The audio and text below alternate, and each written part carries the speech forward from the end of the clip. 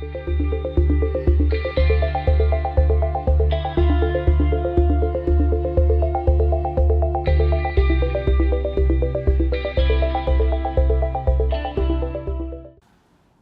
this is Zach with Worn and Wound, and today we'll be taking a look at the new Rec 901.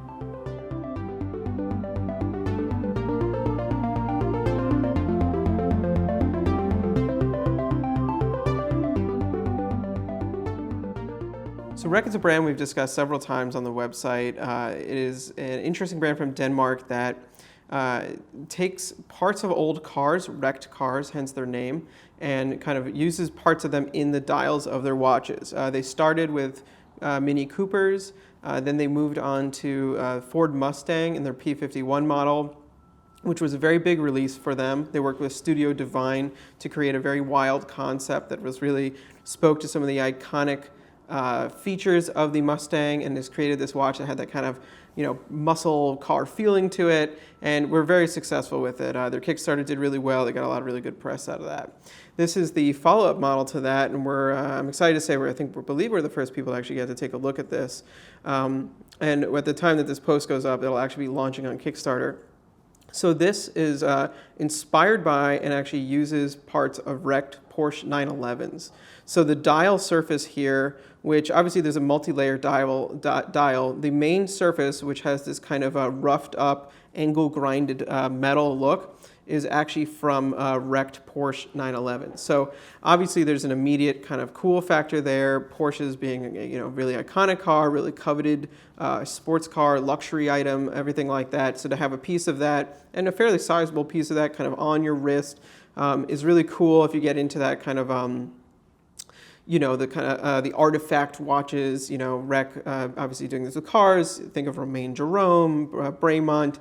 Rec, what I think is really cool about them is they took that concept and they kind of brought it down to a much more accessible price point while actually using a lot more of the material, and also not really messing with like a historical item. So this is from a wrecked car. It's not a car that was going to be fixed up and used. It's not something that was in a museum that is precious, and timeless, but it still has this really cool connotation.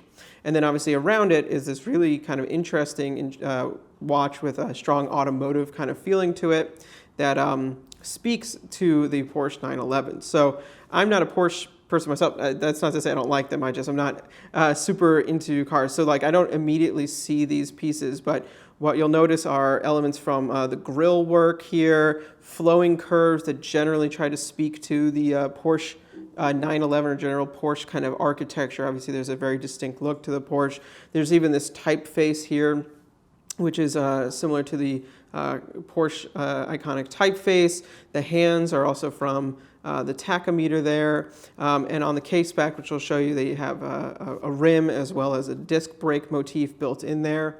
But just looking at the watch itself, it's a really intricate design, and that uses the Miyota 9100 movement to add some complication and then kind of play with that complication. So the 9100 movement is the base. It starts with a 9015 movement and adds complication. So you have a power reserve at 12. You have the date here at 6. You have the day at 9, and then you have the month at 3. Obviously, you have these 3 discs being used. So the power reserve here, which is almost fully wound. When it's not wound, it's totally orange. When it is wound, it's black. So that's a date. There's a nice disc function there. Then you have these exposed kind of translucent discs at 3 and 9, which are really cool looking. They have some texturing to them. On this model, the black model, all these accents are done in orange, but there is 2 other versions of the watch. One is all steel, and one is, I believe, a sort of a combo of gunmetal and steel, casework, and the colors change, etc. So you have then 2 apertures showing that, which is really cool. I actually think just as a calendar watch, kind of taking a step back, this is a really nice execution for a calendar watch. I think they use this movement that isn't used very often very well, and I like how they did that. Simply put. The case then is this barrel-shaped case with these interesting flowing lines. It's kind of ergonomic. It measures 44 millimeters in diameter, so fairly wide, but only about 45 millimeters lug to lug. So that really balances it and makes it sit on your wrist. So it's almost like a a distorted circle. You know, it's like it's starting almost like at a 44 millimeter lugless circle, but it kind of pulls and stretches in some ways. And I think that actually works really well to balance it out. The P51, the previous model, was really big, probably a little bit too big for my wrist even. But this, I can tell you, when it, it looks big off the wrist, and then when you put it on, I mean, it's still obviously sizable, but it fits really, really nicely. So that was something I immediately found very appealing to it. It just kind of holds onto the wrist. You get really nice flowing lines from the case down the leather strap here, very cool leather strap. And it just kind of looks really, really cool. As far as how it relates to the 911, I think if you see all these elements and you know those elements that are from the cars themselves, you might, immediately kind of pick up on that. As somebody, like I said, I'm not like that into, the Porsches or Porsche culture. I'm not a collector or anything like that. I don't immediately see them, but what I see is a kind of a very macho watch that definitely kind of has these automotive elements to it, and is very kind of aggressive and fun.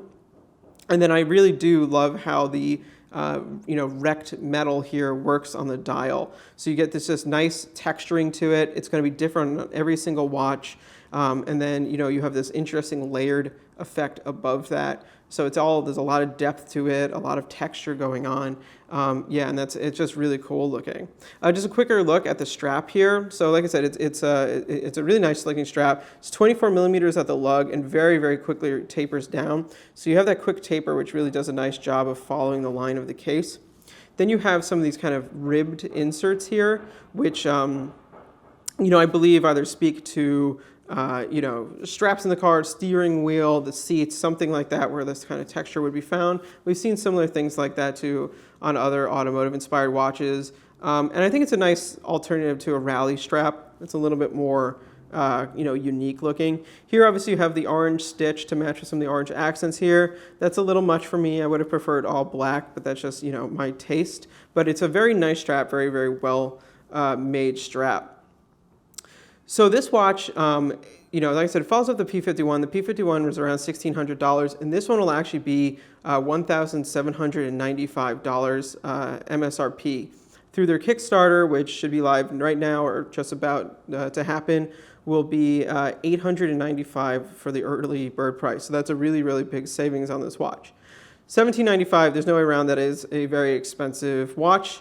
I believe, you're getting a lot of this cost likely from that material that is in there, as well as just the general complexity of the case. But it obviously does cost substantially more than your average kind of like a Miyota movement watch does. But clearly there's a market for these watches because, you've seen the 7 Friday success. Rec had a really big success with the Mustang watch.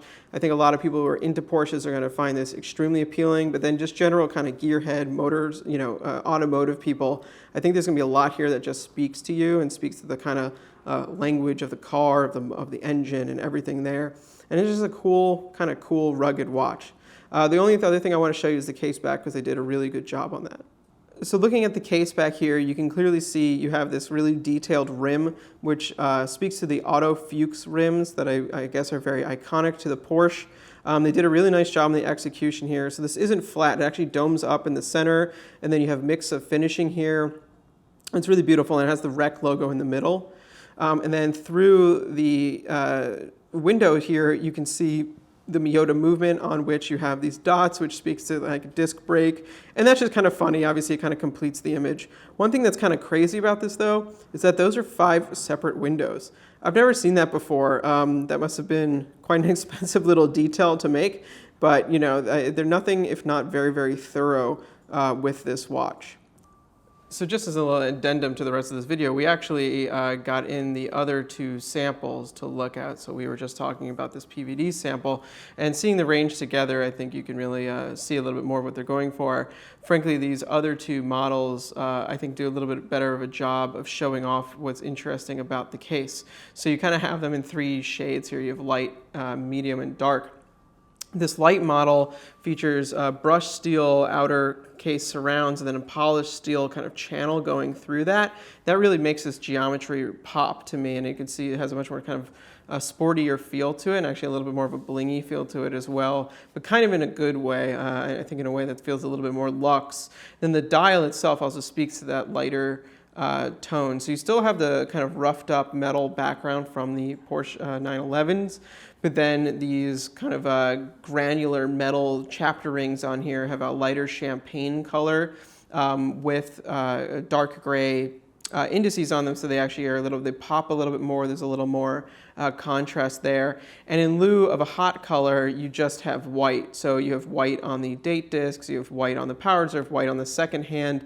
I actually think that looks really, really smart.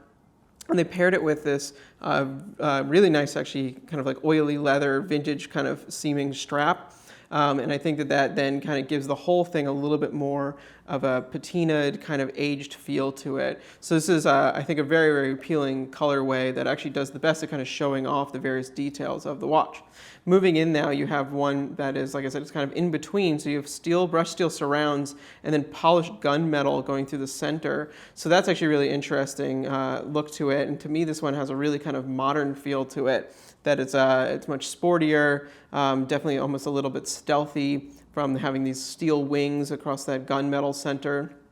And then just a generally kind of darker look to it. So here you have a darker, this granular metal part's a little bit darker, but you have white indices on it and white print. So you still have the higher contrast. And then instead of this kind of 70s yellow orange here, you have more of a reddish orange tangerine kind of a color. And it's used a little bit more reserved. So you just have it on the power reserve and you just have it on the second hand. The date discs are still white on the disc itself. So it's a little bit more toned down and you have that pop of color still.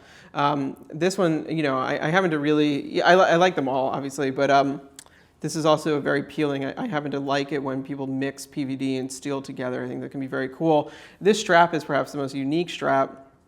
So you have the same shape, same taper, but instead of these kind of ridges or instead of flat, you have this interesting, I guess it's a nubuck that is then cut out and pushing up through that. That's pretty funky looking, I have to say, but I think definitely speaks to the automotive aesthetic, and I like the use of the black on black thread here, so it doesn't take too much attention away, rather than do that kind of orange. So the strap is a little bit more toned down, save for that feature, and then you get this one pop of color in the dial. Then of course you have the one we talked about before, which is kind of dark on dark with that bright pop of orange, which is the most aggressive, the most sporty, but also has a little bit of this kind of like 70s Knight Rider feel to it as well. So yeah, seeing the collection together, I think you kind of get a sense of the aesthetic they're going for, and I happen to really like the amount of variation they got out of this one design just by changing up the colors a little bit. So yeah, be sure to check out the article on wornandwound.com. Follow us on Facebook, Instagram, and Twitter.